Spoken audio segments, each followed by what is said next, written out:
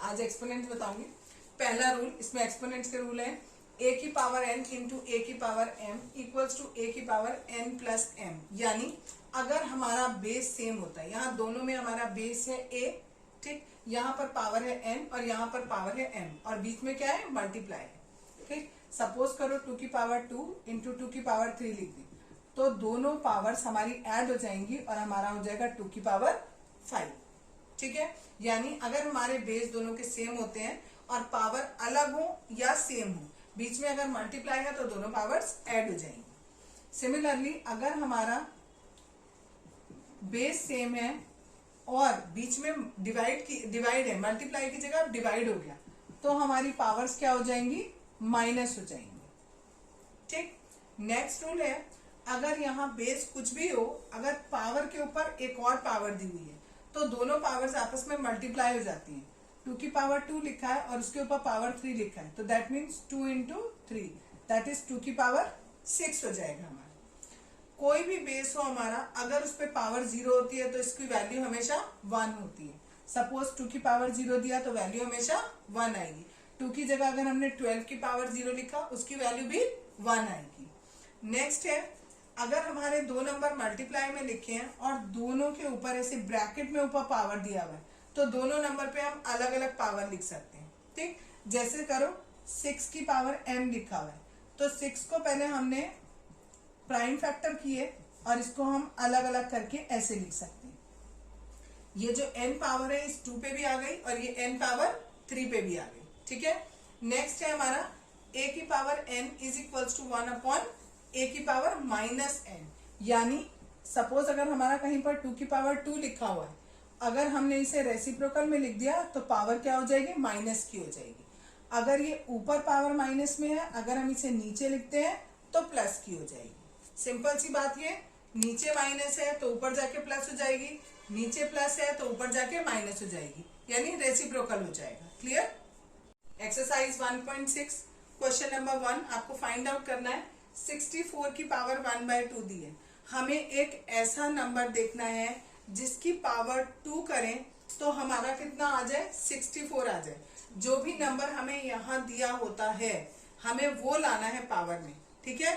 यानी एक नंबर हमने सोचा 8 की पावर हम 2 करेंगे तो हमारा 64 आ गया, ठीक। और इस पूरे की पावर लिखा हुआ है 1/2, पावर के ऊपर पावर है, दैट मीन्स मल्टीप्लाई कर देंगे पावर के ऊपर पावर को, ठीक। ये 2 से 2 कैंसिल, आंसर इज 8। नेक्स्ट 32 की पावर 1/5 दिया। अब मुझे एक ऐसा नंबर सोचना है जिसकी पावर 5 करूं तो 32 आ जाए। अगर बाई चांस आपको ऐसे ओरली नहीं समझ में आता तो आप प्राइम फैक्टर करके कर सकते हो। आपने 32 का प्राइम फैक्टर किया तो देखो 2 कितनी बार आया, 5 टाइम्स, यानी 2 की पावर 5 करूंगी तो मुझे 32 मिलेगा और 1/5 एज इट इज, ठीक है। फिर से अगेन ये पावर पे पावर है तो 2 की पावर 5 इंटू 1/5, ये 5 से 5 कट गया, 2 is the answer. Next question, अब मुझे 125 में ऐसा नंबर लिखना है जिस नंबर की मैं पावर 3 करूं तो मुझे 125 मिले। तो 125 किसका क्यूब होता है, 5 का क्यूब होता है। इसकी पावर 1/3, ये 3 से 3 कैंसिल, 5 इज द आंसर, ठीक। नेक्स्ट क्वेश्चन नंबर 2, इसमें भी हमें यही करना है। नीचे वाला नंबर देखो 2, ठीक है, यानी मुझे 9 को ऐसे नंबर में कन्वर्ट करना है जिसका मैं स्क्वायर करूं तो मुझे 9 मिले। तो 9 किसका स्क्वायर होता है, 3 का, और उसके ऊपर पावर है 3/2, ये 2 से 2 कैंसिल, 3 की power 3, that is 27। 3 into 3 into 3 is 27। फिर से आया 32, अभी बताया था 32 में 2 की पावर 5 करते हैं तो 32 मिलता है। 2 की पावर 5, इनके आगे इक्वल टू का साइन लगा लेना बच्चों।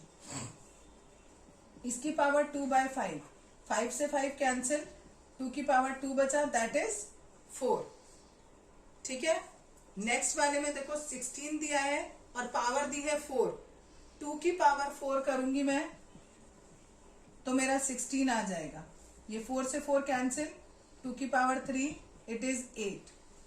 अब यहाँ फिर से 125 दिया है, अभी बताया था 5 की पावर 3 करूंगी तो मेरा 125 आएगा। ये 3 से 3 कैंसिल, 5 की पावर बची -1, 5 की पावर -1, इसे मैं 1/5 भी लिख सकती हूँ।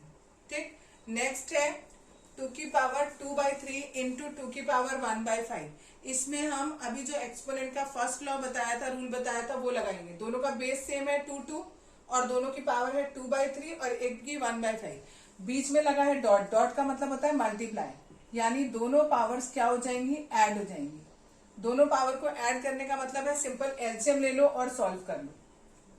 15 आएगा, यहाँ 10, यहाँ 3, दैट मीन्स 2 की पावर 13/50। ठीक है, यहाँ पर 1/3 की पावर 7 और उसके ऊपर भी पावर, सॉरी 1/3 की पावर 3 और उसके ऊपर भी पावर दिया है 7, तो दैट मीन्स पावर पे पावर है तो सिंपल मल्टीप्लाई करना है। 3 की पावर 21, 3 इंटू 7 कर दिया, that is 21। Next question, base दोनों का सेम है लेकिन पावर्स अलग अलग है और डिवाइड में दिया है, तो यानी सेकंड लॉ लगेगा। उसमें हम क्या करते हैं, पावर्स को माइनस कर देते हैं। फिर से एलसीएम लो, इट इज 11 की power 1/4, that is the answer. Next question में हमारा बेस अलग है, पावर सेम है। अभी बताया था ना 6 की पावर n है कहीं पर, ठीक, वही वाला एग्जाम्पल है। जैसे बताया था 2 की पावर n दिया हो, 3 की पावर n दिया हो, तो 2 इंटू 3 करके ब्रैकेट में n लगा देते। ठीक, तो यहाँ पर भी हमें यही करना है। हमारा 7 की पावर 1/8 दिया है, 8 की पावर 1/8 दिया है, तो दैट मीन्स 7 इंटू 8 और पूरे की पावर 1/2, यानी 56 की पावर 1/2। अब हमें पता है जो 56 है वो किसी का स्क्वायर नहीं होता, तो हमारा क्वेश्चन यही खत्म हो जाता है। ठीक, लेकिन अगर सपोज करो 56 की जगह मेरा 64 आया होता और 1/2 होता, तो मैं इसको फर्दर सॉल्व करती। 64 को लिखती 8 की पावर 2 इंटू 1/2, तो ये 2 से 2 कैंसिल हो जाता और 8 आंसर होता मेरा। लेकिन अभी क्या आंसर होगा, दैट इज 56 की पावर 1/2।